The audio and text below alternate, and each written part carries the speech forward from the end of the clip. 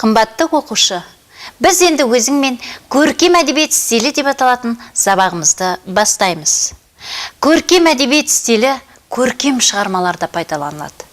Әңгімелерде, хикаяттарда, новеллаларда, романда, эпопеяда, поэзияда, драмалық шығармаларда, лирикалық өлеңдерде, міне осылардың бәрінде пайдаланған стиль бұл көркем әдебиет стилі деп аталады. Көркем әдебиет стилінің өзіндік ерекшелігі бұл эмоционалдық, бейнелі, экспрессивті сөздер өте көп кездеседі. Неге десеңіз, оқырманның сезіміне әсер ету үшін жай ғана қарапайым сөзді пайдалану жеткіліксіз.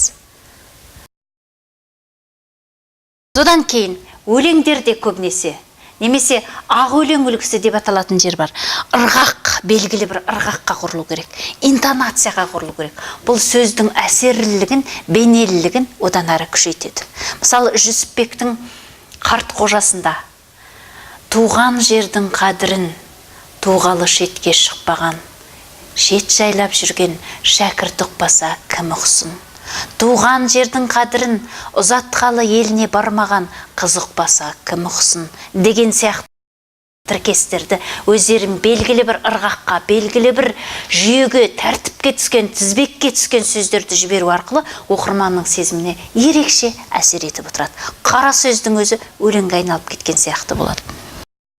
Синонимдер көркем әдебиетте тұрақты тіркестер, көркемдегіш тілдік құралдар, метафоралар, метонимиялар, синекдохалар, эпитеттер, теңеулер, кейіптеулер, портрет, пейзаждар, міне мұның бәрі де көркем әдебиеттің ерекшелігін танытатын тілдік құралдар.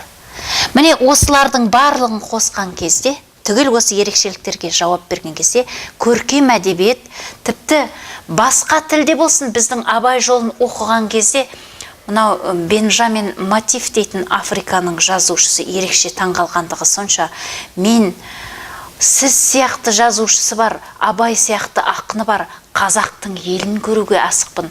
Қазақтың елі не деген керемет еді.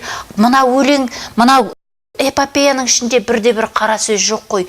Түгелдей өлең мен поэзияға құрылған қой. Тіпті қазақтың даласына дейін ән салып тұр ғой деп таңырқаған екен. Демек сонда көркем әдебиеттің құдіреті дәл осыдан артық ешкім жеткізе алмаса керекті.